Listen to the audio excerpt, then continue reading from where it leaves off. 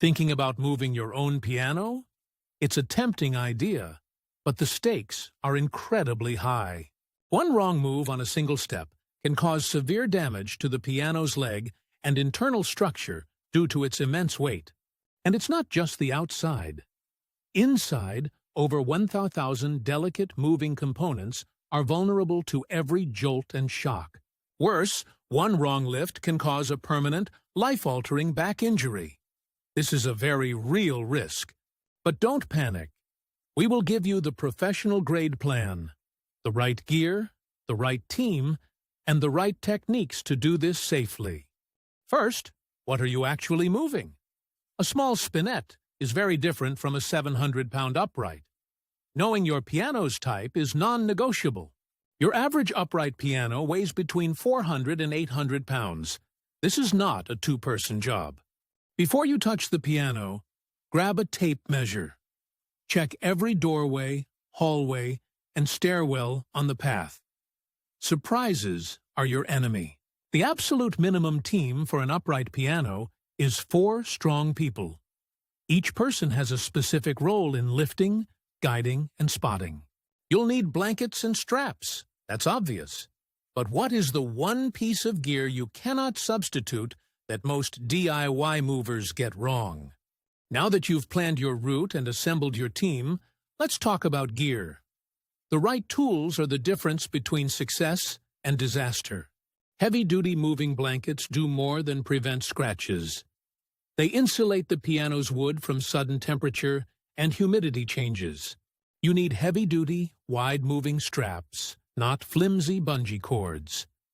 These straps help distribute the load and give your team secure handholds. Before wrapping, lock the keyboard lid to protect the keys. Then secure the wheels with tape or locks so they don't roll unexpectedly. Remember our question. The non-negotiable tool is a 4-wheel piano dolly. A standard furniture dolly can crack the piano's baseboard. A proper piano dolly is long and wide, often with rubber capping. It supports the piano across its entire base, evenly distributing the weight.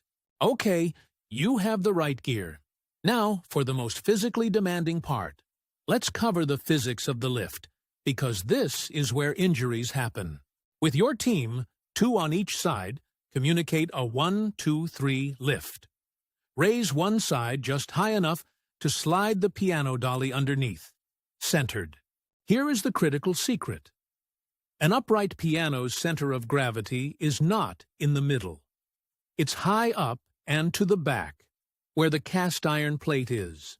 This means it's incredibly top-heavy and wants to tip over backward.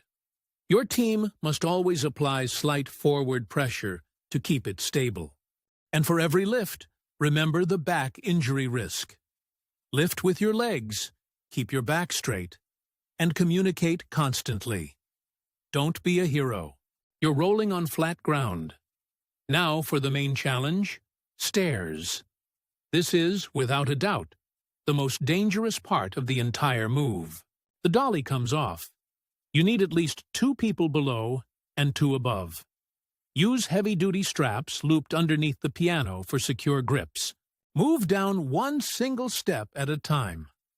The bottom team bears the majority of the weight. The top team is responsible for control. Communication is everything. Once you're at the truck, do not try to lift it straight in. Use a sturdy, weight-rated ramp.